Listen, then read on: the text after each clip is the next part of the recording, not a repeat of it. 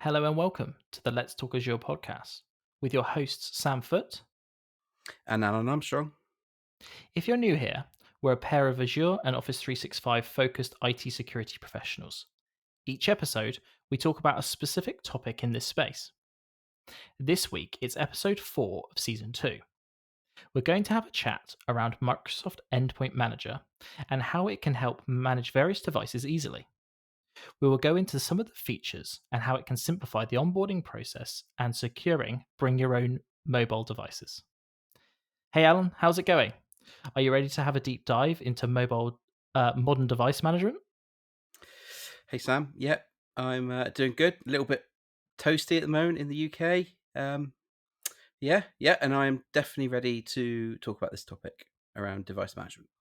Well, it wouldn't be, two people from the UK having a conversation if we didn't talk about the weather, right? So I completely agree with you. It is absolutely boiling here. And for best sound quality, I've got all my windows and doors shut, right? So yeah, hopefully it's worth worth the pain that we're going through at the moment.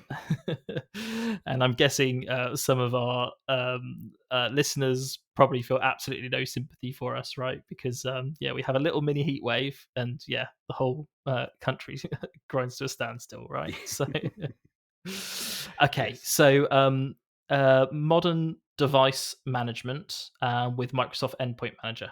That's what we're going to go through, yeah, today, Alan. And Alan is the subject matter expert. He has got all of the knowledge and experience on Endpoint Manager. I've got a little bit of experience on it, but I've got a list of questions that I'm going to go through with Al and just going to have a chat about it. And I'm going to try and explore and get any of the nuances out and nuggets of information that Al could give us. Okay. So, Alan, can you give us a high level primer on what Microsoft Endpoint Manager is? Yeah, sure. So Microsoft Endpoint Manager is a mobile device management, mobile application management product. Um, those products are used to manage various devices, to secure them, add configurations, um, rebuild, in that kind of thing. So that's When the you the say, the I gone.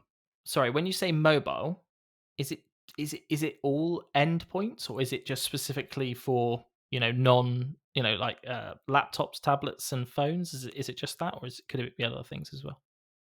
So probably initially it was just mobiles, but that sort of, I guess the terminology is probably the acronym stayed there, but really you're right. It is Windows devices, Mac OS, MacBooks, um, potentially Linux in the future, kind of things, and and the iOS and Androids. Okay. And do you think it started there because that was where the biggest problems were? Because I assume traditionally endpoint management of desktops and laptops is it's been there for a long time, hasn't it? And the adoption of mobile devices, not over the past 10, 15 years, that's where the real change has happened and the innovation has happened, right? Yeah, so traditionally you would manage Windows devices with Active Directory and group policy, which then kind of came into using System Center Configuration Manager, which has been rebranded to Microsoft Endpoint Configuration Manager, which used to be a bit more around um, configuration and application deployment and things like that, where group policy was could do some of that, but it was a bit more, uh, I guess, difficult to do. It wasn't really designed to do it on a really large scale. It was capable of doing it, but um, configuration manager sort of took that place and made it sort of a console for managing that sort of parts. But yeah, so Intune or Microsoft Endpoint Manager is kind of consisting of two parts.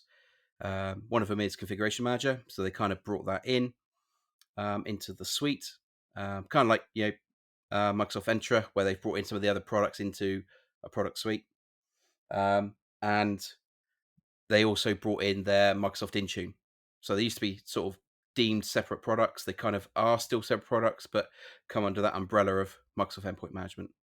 And Intune has gone through a couple of, or at least one rebuild from its original state, and its original version, which was in like it was built in Silverlight, which I don't think you can even run now. So No, I I think don't it's think probably so. an It's been IE a thing, which yeah. RIP IE. Um, but in that state, it wasn't a very.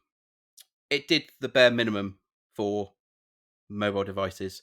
It was Microsoft's compete against the likes of Mobile Iron or BlackBerry and those sort of products that already did it at quite well. Um, but Microsoft, in effect, over the last sort of 2 or 3 years, or 4 years now, actually, just thinking about it, they in effect rebuilt it from the ground up and basically built it into the product it is today. So it's got a lot more features, and it is all tied into Windows 10, Windows 11 heavily, as well as able to manage those other devices. So what we've essentially got, if I'm hearing you right, we've got the underpinnings of the on-prem technology that existed before, Yep. or reimagined for cloud usage and in cloud Office 365 Azure AD landscape. And then what you're also saying is that they've amalgamated all of those tools under this endpoint manager product banner, if that makes sense. So endpoint Microsoft Endpoint Manager is not a specific tool; it's a group of tools which sit underneath it. Is that right? Yeah, yeah, that's right. And what they have done is, um, when you're doing Windows 10, Windows 11 management with Config Manager, um, they now brought in the ability to, in effect, hybrid join or Cloud Connect or Tenant attach the on-premise configuration manager with endpoint with Intune. So it's called co-management, which means that you can, on a device, it can be managed by endpoint manager, not endpoint manager, but configuration manager and Intune at the same time. They can't run the same workloads at the same time. They've got to choose which one does what, but you can do that. So you can slowly, in effect, sort of migrate some of those workloads into the cloud. So some of those might be that you want Intune to manage the Windows updates and take it off Config Manager. It might be you want Configuration Manager to do the software deployment, maybe, or you want a bit of a combination there. So you can choose which workloads go where. But the idea or the vision for Microsoft initially was that that route would lead to the cloud. So you hook it up, um, and then you start moving workloads into Intune, and then in effect you then remove the need for configuration manager for your Windows endpoints. Um, but configuration manager can still manage servers if you've bought the licensing for it, kind of things. It's not really, it's a slightly different licensing SKU and things like that. But it can manage those and manage the Windows updates. That's why it's also still around, kind of thing. So what you've just touched upon there is maybe a journey to the cloud, but also the ability to have a hybrid cloud scenario, right? Where you're saying that because we know that Active Directory on prem isn't really going anywhere. Well, not at the moment, that's for sure, right? And we see that a lot now, don't we? Where that's always the complexity in our world is that there is still the on prem that we've got Yeah. to, you know, it's not maybe there for us to suggest that we move away from that, but potentially there is um, different ways of doing it in the cloud environment which might make more sense. So this is where this hybrid approach also comes in, where you can say you can move towards the cloud if you so if you want to, or you can just cherry pick what you do and don't, where the roles and responsibilities are. Are we talking about, and that could also be down to licensing as well, couldn't it? Right, and dependent on how things are set up in your organization. So that's also really interesting, right? It's not a an all or nothing decision for the No, enterprise and it's to do. really easy to do that connection. The Microsoft have sort of promoted that it's like almost like a 4-click process Right, to hook it okay. up, and that is more around the tenant the tenant attached. So that is more around seeing your devices up in the Intune portal, so that you can start seeing their inventory, things like that, and some of the capability like the endpoint analytics, which gives you some stats around the devices, can also sort of tie in without impacting your day to day process at that point. And you gain some of the benefits from the cloud, like remote restart, remote reboot, and wipe device or lock screen. Some of that sort of capability, just by doing those 4 clicks and onboarding the other devices. It may take a little while for devices to understand what they can communicate to, but to set that initial connection, it's relatively simple. Okay, great. So even if you do have a strong foothold in on-prem, you can take advantage of some of those more cloud-centric features, right? Yeah, if you wish. And the idea is, and maybe in the real world, you know, complexities can come in the nuance and detail, right? But the idea is that it's really simplistic to connect those workloads together and for them to talk to each other or talk without commingle. causing a complete change in how you do something within the environment. Yeah, which is Exactly. obviously the Yeah. the concern about hooking things up like that. So So you mentioned configuration manager. Did you say that configuration manager is on-prem as well as in no, so endpoint so manager on configuration cloud? is the on-premise sort of management tool for Windows, Okay, um, and then the Intune is the cloud equivalent sort of thing. got So it. that's Okay, why that they've kind of makes yeah. yeah, that's why they've kind of come into that endpoint management. You got the on-prem version versus the Intune version. That they have differences in what they can do in some sense, but they are the comparison of features is coming the same. So if I'm on-prem, I'm managing my endpoints on-prem at the moment. Um, it's not feature parity one to one. I assume the interface is different, but if I'm looking at it, my configuration manager is now in tune in the cloud. Yeah, that's the relationship between the two of those. Yeah, Okay, great. yeah. It's like you say, it's different, and it's people who have used Config Manager will know have the love hate relationship with it.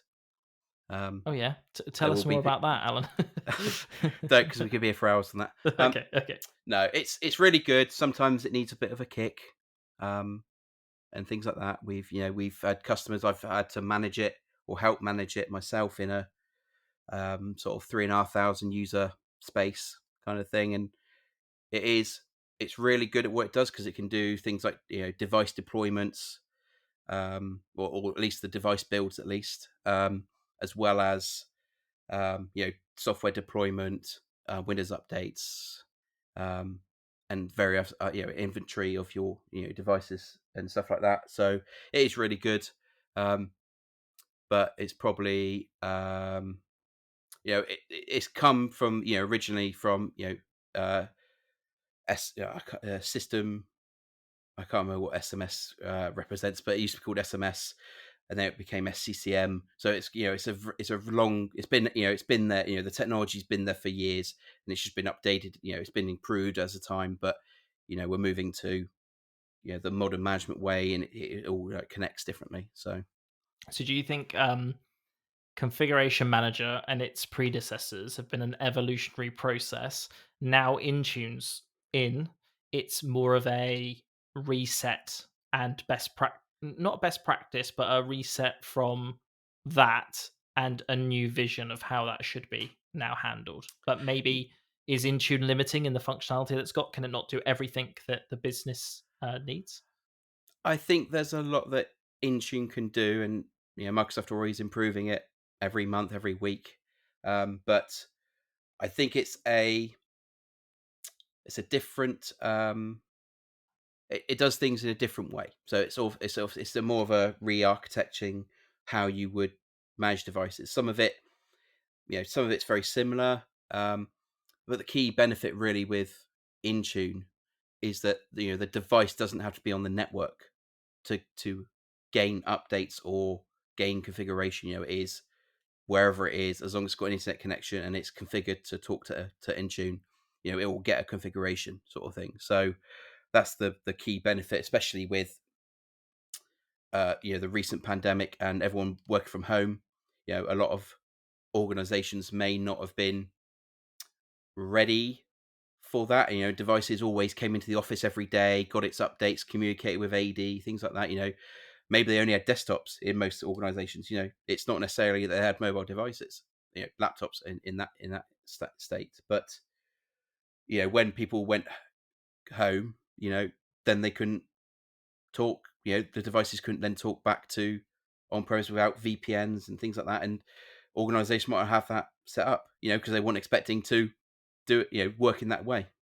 And they might not have had the VPN capacity, right? Because if VPN was an exception to the norm before that point, it might be like, yeah, we'll provision this. It'll be absolutely fine. We won't need anything more than this because it's only when people work abroad or yeah. Do you see what I mean? That's a really simplistic scenario, but okay, yeah, that makes a lot of sense. And so I'd say it's more geared high level. It's more geared toward that more modern workplace scenario of like remote work, hybrid work, and all of those things. Okay. Yeah, and that probably it helps with device builds and things like that compared to configuration manager and things like that. So Okay. So what sort of devices can actually be managed by Endpoint Manager? Give me the list. I'm a business with loads of different devices. I got a team that wants Mac. I've got Windows everywhere else, and some Linux dudes in between. Like, what's the capabilities? What can we and can't we manage? it can manage Windows 10 and Windows 11. It can't manage Windows 8, 8.1 and below. I mean, some of them are at support now anyway. Um, it can do Mac OS, and it does have certain um, versions that it does, and they keep up with in effect what the OS manufacturers are supporting. So that moves it as that goes up, and it does Android Enterprise. So that is it is most modern devices now that have that built in. We need to probably talk about that sort of scenario because I use that, It's been a and it few does. versions of Android since Android Enterprise came in, right? For pretty much everything, isn't it? Yeah, yeah. Most of it will be covered now, but it will be what Intune supports as an OS Okay. Yeah. that Google are supporting kind of thing. So Yeah. um, yes, and iOS or iPad OS as a platform. There is talk about Linux being included as well. Okay. I've not seen Wow. any of that yet, but I know it's probably on the roadmap to bring out because everyone's starting to, or Linux has always been the OS that no one ever talks about really, apart from maybe developers. We use it quite a bit, or Well, certainly in the desktop space, right? Like we've yes, had Linux servers are like absolutely huge, but Linux on the desktop and on laptops and all sorts has never really been a thing, right? So but we do see that more and more now anyway, right?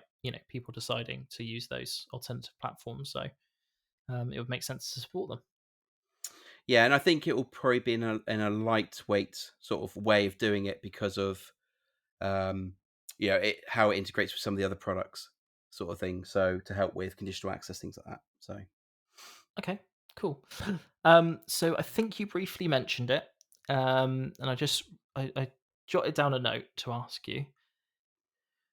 You briefly mentioned that it helps you to streamline new device setup, right? And so can you just take me through how Endpoint Manager helps with that? Maybe also comparing that to a more traditional approach as well. okay, so if we talk about mobile devices, because this isn't just Windows at this point, um, there are features, or there are things that maybe are good and not necessarily good and bad, but um, more controls on other platforms. So Windows is fully managed because Microsoft manufacture it. Um, but for Android Enterprise, you can do a zero touch approach to it. So a device can turn up to to a user's desk, depending on the manufacturer and depending on if they're able to use the Google Zero Touch. It will just turn up and say, right. please enter your credentials for, we'll say, ITC secure. Um, and you type your credentials in, and then it's managed straight away out the box. Software's deployed, emails set up, things like that, and that's it, ready, done. For Android Enterprise, that could be that if it's not zero touch completely, that the user has to, like, I think it's tap 10 times on the screen at the welcome, and then they can do the same thing. Right. Okay. For iOS and iPad OS and possibly now Mac OS, you can use the Apple Business Manager. So if you get devices um, bought from suppliers that are available to business organizations like Vodafone or Mac, Apple themselves, those devices can be automatically put into Apple Business Manager, and then their serial number, their profile, in effect, can be then sent down to Intune. And then when those devices turn on and get a connection, they do their activation, and then it goes, right, this is owned by company A. Please enter your credentials. This can be managed, and that's it. Starts managing it, fully provisioned. You can lock down whatever you want, and that's that. So it gives that scenario of brand new iPhone. Nobody, not even IT's touched it. It's still in its wrapper, cellophane, however they come. I've never had one, so can't really talk about it. And yeah, they can pick it up, put their case on it, and start using it. And they get that feeling of brand new phone. There's no grubby IT fingers on it. Been there.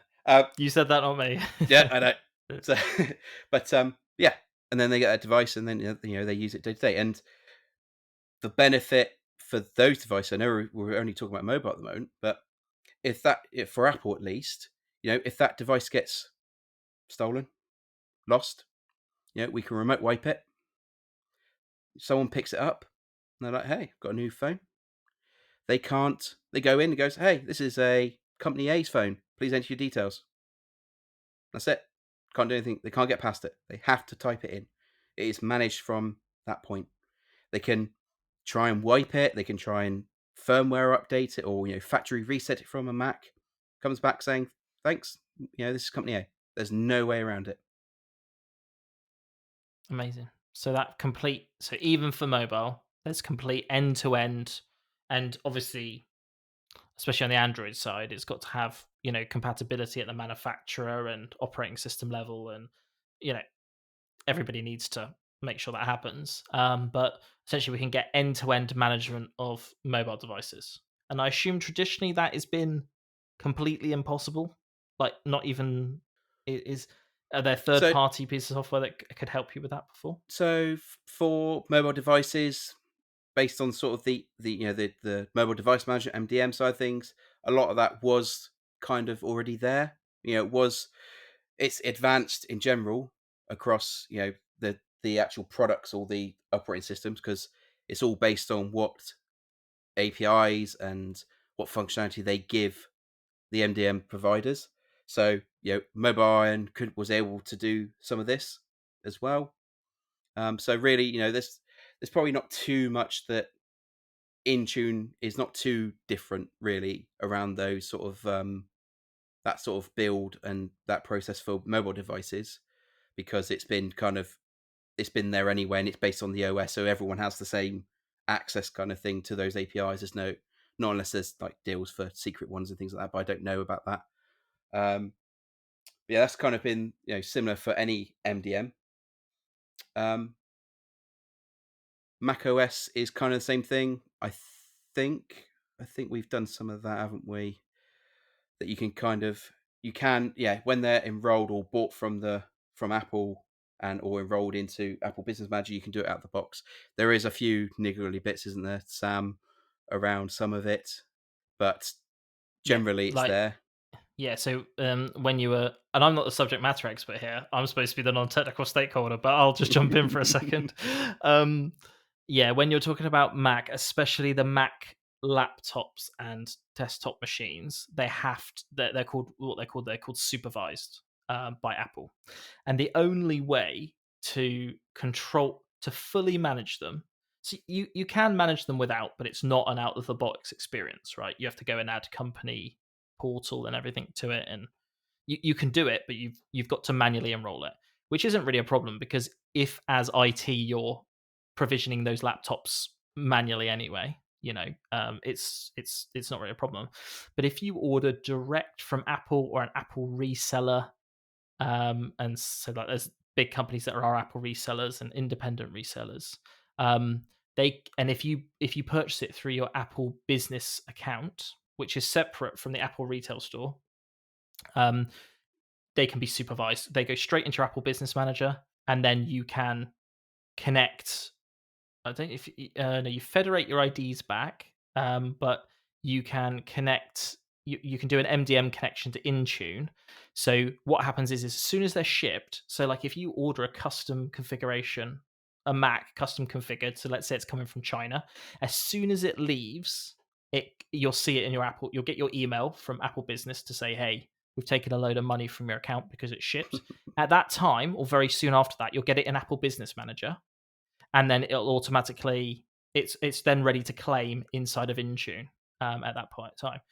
And exactly like you've explained, the user opens the laptop.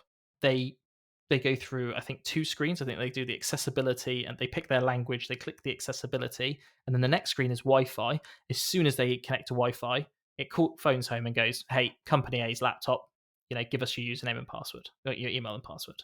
And then, like you say, you get full remote wipe and things like that. If you've purchased, so Apple recently, sorry, this is a massive tangent, but if anybody's having to the pain of managing Mac, right? Like, sorry to all the Mac fans out there. You can enroll, you can manually add to Intune and enroll via company portal. It's not fully supervised, but you can do a lot of things. Like you can do configuration profiles and things like that. You can't get full remote wipe and things like that, but you can do a lot. Um, and recently, Apple allowed you to add those devices to Apple Business Manager, which was very exciting for me because I was like, sweet, we can now supervise all of these devices that we couldn't supervise before. But they still don't become supervised. They are just added in Apple Business Manager so that you can pass them back down to another MDM. And that's because Apple have got their own business product now. Apple Business. Ugh, I can't remember the name of it. I'm gonna get shot, but yeah, there's a new Apple service which is like really, really slimmed down mobile device management. It's not feature complete or anything like that. So, but I think it was in response to loads of companies asking their employees to basically go down to your Best Buys, your Currys, X, Y, and Z to pick up laptops during, we're not going in during the pandemic, but ordering them during the pandemic just to get machines out to people, basically, and things like that. Sorry, massive tangent, but yeah, there you go. There's Mac, but we could do a whole episode. We could do 5 episodes on Mac endpoint management. Yeah, because we've crossed that burning bridge many a time. So yeah, sorry. Yes. So okay, so let's go on to Windows. So Windows allows you to use what's a service called Windows Autopilot, and this in effect is very similar to that a manufacturer can inject the serial number and or hardware hash of that device into your endpoint manager, and then you can assign it a profile, and that profile can determine how sort of it gets enrolled. Um, so in that scenario, a person open up the laptop, similar to all the other products. You open it up, you turn it on, you do your language things, you do your Wi-Fi or your network connection, and then it goes right. Okay, this is company A. Put in your username and password or passwordless authentication. Um, with this, you can actually assign the device to a user, so it will say, "Hey Sam, this is your device. Please enter your password, or please do your passwordless sign in." Um, Once it goes through that, it will then either Azure AD join it, or it could Azure Hybrid join it. So join it to Active Directory and Azure AD. Again, that's another topic we could cover about all those different types. But once it's then joined, it enrolls into Endpoint Manager Intune, and then all the configuration starts going down. Wi-Fi settings, VPNs, security configuration, and applications. And then it will sit at that screen, build itself, and then go to the desktop, and then it's ready for the user. Um, you can have there is a feature called uh, pre-configuration. It used to be called white glove, and Microsoft still do um, mention it as white glove, even though they have rebranded it. Um, but basically, in effect, you can boot up the machine whilst it's starting up, and you can press some commands. And the factory can do this, and basically, it can enroll into Intune and bring down the main configuration, so it can almost pre-build it before it goes out to the customer or to the user. Wow, so I don't have to do that like Windows in the Office install user side. I can do that before it's even left the factory. Yes, yeah, Okay. or from the IT department if you're rebuilding devices, things like that. Yeah. So Okay. this is very handy because you can just send out a device that's to a user that's at home. They're onboarding. They maybe they live. They're a remote worker that aren't in that office that often. Their first day, you send them the laptop. They boot. Open it up, turn it on, and you know device enrolled, managed to the configuration we need, and yeah, they're off they go. Amazing. Sounds really like seamless, when all of those things are in place, right? And yeah, that remote flexibility and that remote first approach is really where you get that flexibility, isn't it? Yeah. Okay, so how does it help me um, secure my devices? Like, you say that it automatically provisions itself and does all this thing, and it's remote and it's done by different people. How do we maintain security and control of what's going on here? What sort of principles and practices are they using to make sure things are secure? So as I was saying, you can deploy configuration, and that is potentially security configuration. Locking down when the screen goes off. When the lock screen is needed, and that's across multiple devices. That's not just talking about Windows. It could be what encryption's enabled on it. And again, that's device agnostic. Um, But what they do as part of that, so you can build a configuration, deploy it. You can see in the portal whether it's been successfully deployed, where it's errored, things like that. So you've got sort of troubleshooting, but also it has compliance policies against the different operating systems because there may be various different things that like is it jailbroken, is it rooted, for Apple and iOS and and Android devices, that sort of stuff. So you can do like a compliance check against it. Is it device encrypted? Does it have you know uh, an antivirus on it and that sort of stuff? So you can baseline it and give it a compliance score. So that's the kind of things it can kind of ensure. At least you can ensure that that is a standard within your organization. They have I have to double check because I haven't looked at it recently, but I think they brought in some things where you can do some extra checks, like sort of manual checks, like is it Windows Home? Maybe some operating system ones that are maybe unique to yourselves that you want to check to make something non-compliant. It might be like if a piece of software is on there. Okay, cool. That sounds really good, and I love the discovery aspect of that and the documentation aspect, right? Where I can see, I assume in one place, I can see all of that configuration, whether it's been applied and whether the compliance policies that I've put in place, I've got feedback and I've got trust in that, you know it's being checked and it's being managed for me, right? Yeah, and a key part of it actually is kind of um, is that it's got a lot of Microsoft Defender for Endpoint configuration for Windows, and I think it's got some of the configuration for the iOS and Android versions as well, but Okay. mainly Windows around the configuration. In fact, it's Mac OS as well. What the AV is configured, deploying, onboarding into Defender for Endpoint, attack surface reduction, that sort of stuff. So it's able to manage that part for Yep. you. Okay. Cool. Amazing. How does Endpoint Manager and all the various parts of that integrate with other Microsoft products that there are as well? So one part is, like I said, uh, Defender for Endpoint. So it's able to determine or push the configuration automatically from Defender for Endpoint. Um, I say push configuration, push the onboarding scripts into Defender for Endpoint, so you don't have to go and grab them and download them. It will just do that connection for you. Um, it also brings in the threat level of devices. So you've already deployed, device has already got Endpoint Manager on it. It's got Defender for Endpoint onboarded, and you look at the compliance policies and you say a device threat level has to be, no higher than medium. So when Defender for Endpoint detects a medium threat, or is classed the device as being at a medium threat level, then that information is passed into Endpoint Manager, and then it changes the compliance to non-compliant. What that does do then is the compliance side. You can specify in Azure AD conditional access, where your gate to your Office 365, your SaaS applications that are integrated, your Azure. You can say if a device is non-compliant from Endpoint Manager, then block access, force MFA, whatever it might be. You can put more controls on based on its compliance level. So it might be that, I suppose the example there might be that if you've got a HR system with all that sensitive information, you may say that you can't access that from a non-compliant device because it has to be not compromised or at a risk threat level. And that would be conditional access, yeah?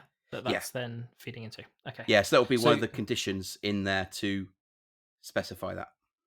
okay, so what you're sort of saying to me is that once we've got that device, I'll call it inventory information, right? Like, Yeah. that compliance score baseline X, Y, and Z into um, Endpoint Manager. Once we've got it there, it can then also infer decisions and potential, like you use the example of blocking or requesting extra MFA.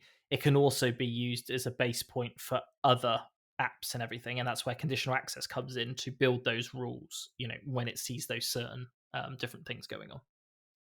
Yeah, absolutely. So it's just helping with the controlling access to your data and to applications. So it's just one of those the data feeds that you can use within conditional access to make a decision about access. Okay, great. um let's talk about licensing, because I'm the potential buyer of this. How much is it going to cost me?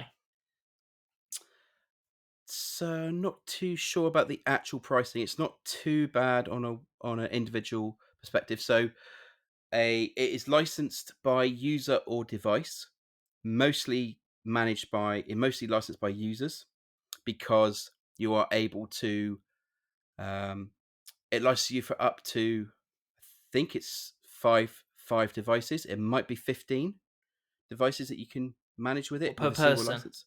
Yep, I think it's five. I have to double check that, but um, yes, so it's five devices. I would Um, love to see somebody that's got more than 5 devices, to be well, honest with I've been in places and it's you.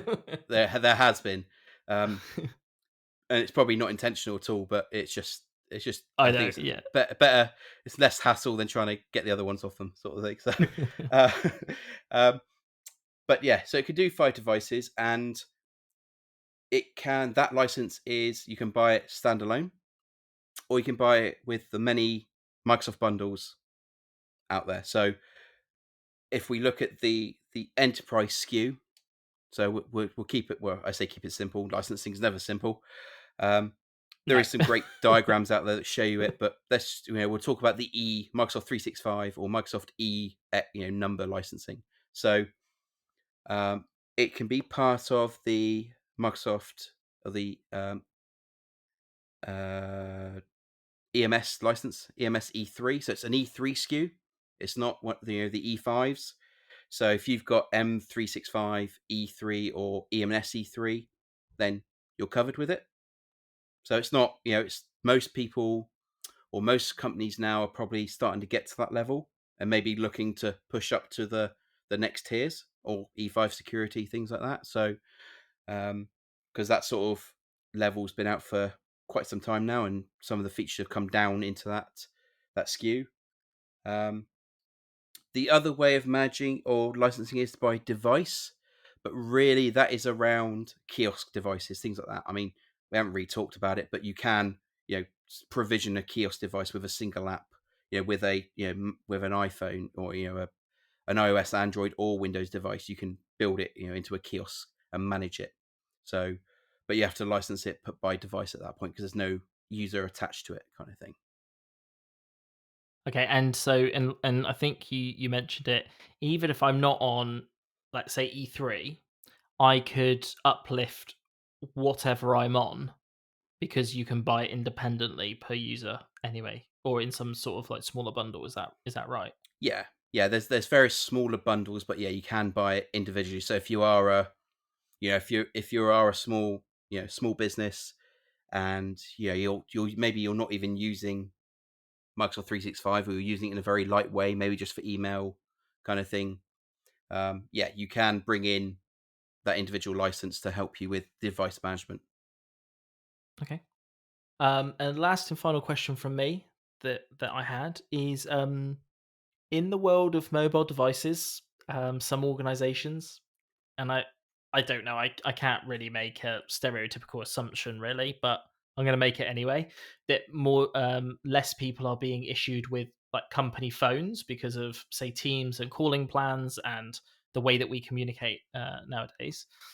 So in that scenario where people, let's say people have got their own personal devices and they want to have their email on their personal device or have Teams on their personal device and they want to bring their own devices into the organization, how can it help us to manage those devices? Because they are usually quite a scary part of endpoint management. I'll call it that.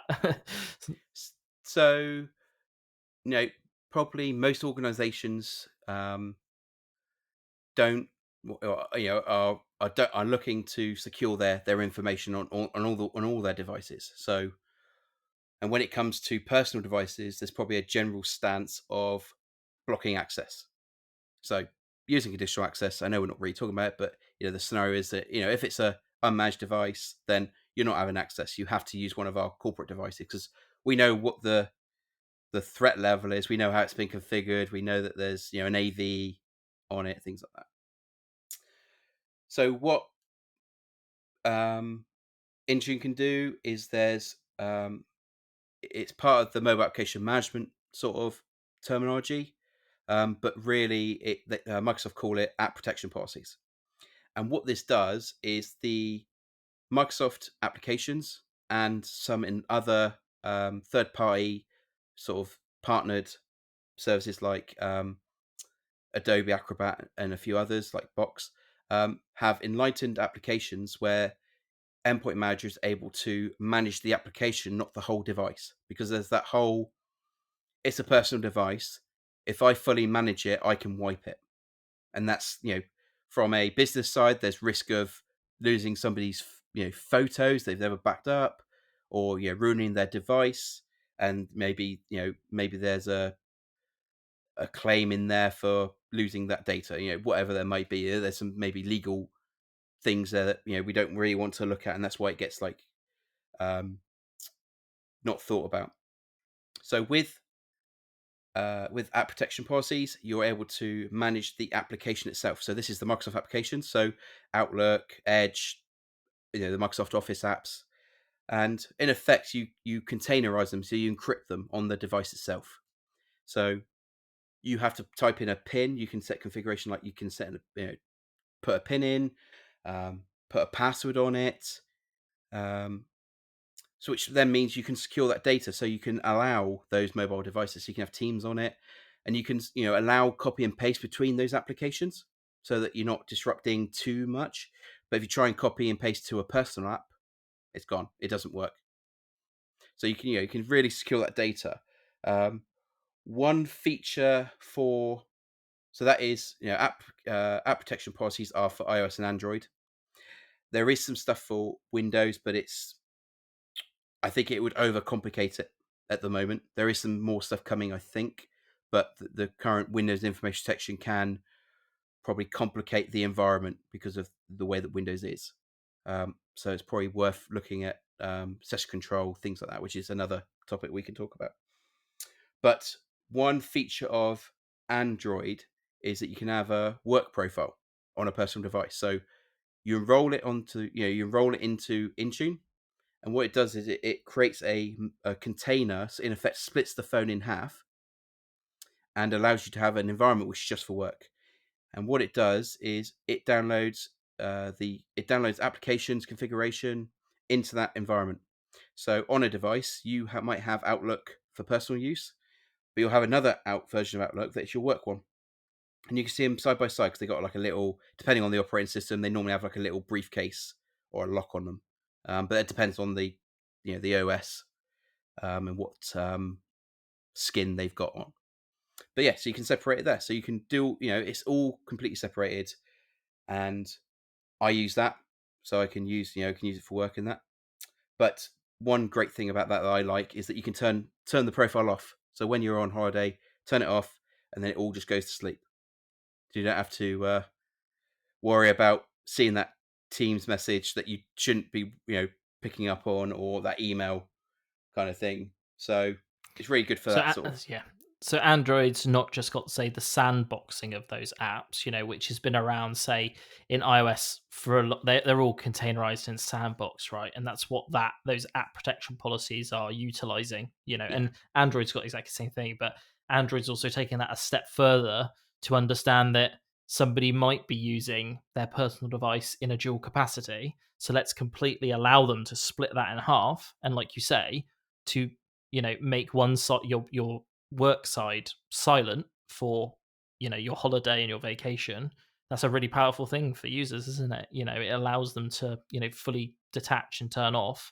And also day to day they can use one device instead of having to walk around with a corporate device with them as well and forget to charge that because they only get a call once every 2 months on it. You yeah, see what I mean? yeah. Like, That's that's the exactly where I was about yeah. 3 months ago. I had an iPhone that I never really used because I never really received any calls. So, Exactly. um, Yeah. but Okay. yeah, there's Cool. that, and the work profile side of it. You can deploy any application into that sandbox. Where with the app protection policies, it's only the enlightened ones.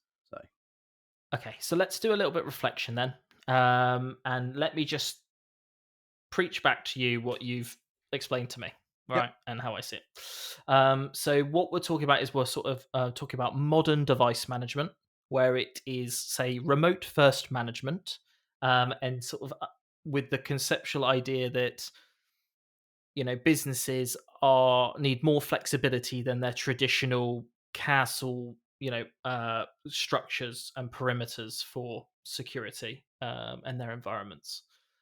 So we're talking directly to end devices via the internet and remotely managing and configuring them. Yeah. yep, And with that, and with the advancements in these technologies and these software products, we have the ability to massively simplify the onboarding.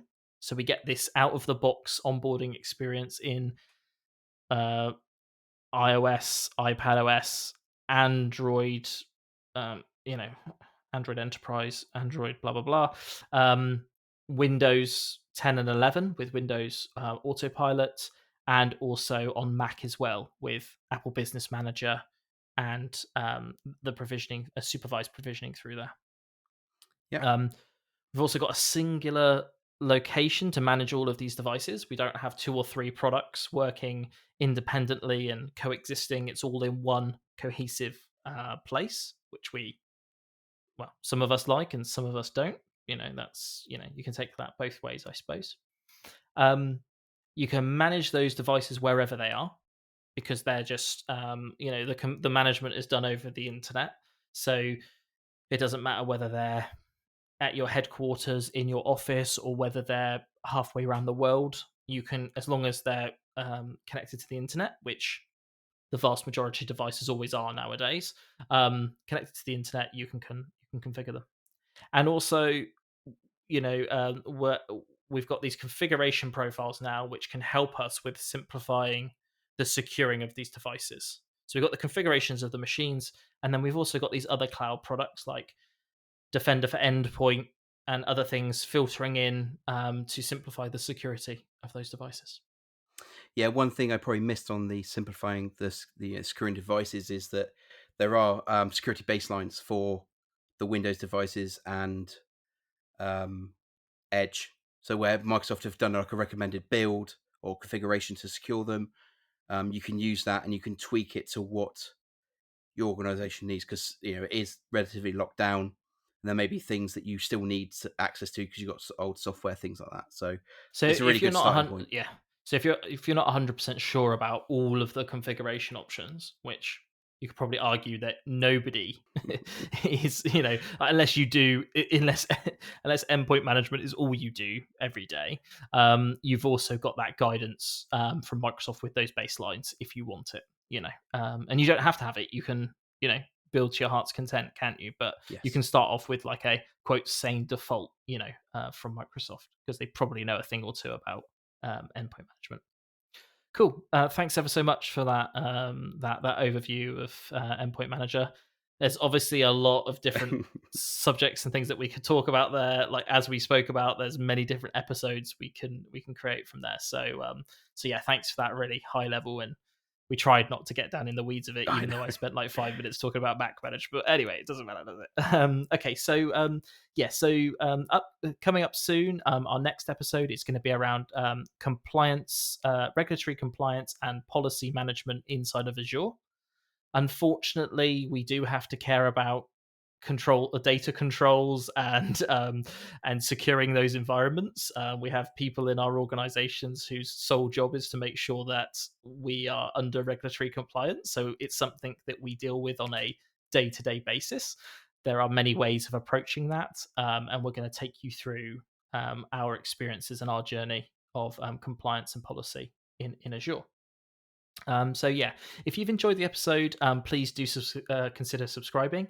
If you'd like to listen to more of this sort of content in the future, we have loads of topics in the future that we want to cover, and your listens and your support is what will continue to fuel the podcast going forward. We also have the ability for you to give some feedback to us. Did you enjoy this episode? Do you disagree with anything that we've said? Is there anything I've missed? I mean, there's tons there that I've not talked about, so there's probably something I've missed that is probably key to this. But yeah, there's a link to the form in the show notes where you can send us a message. We'd love to hear from you. Yeah, exactly, and it's your feedback that really drives our topics and our discussions going forward. So yeah, 52 minutes, Alan. Not too bad on this one. So yeah, thanks very much for your time, Alan, and thanks everybody for listening. And we'll catch you on the next one. Yep, thanks everyone for listening, and we'll see you at the next episode. See ya.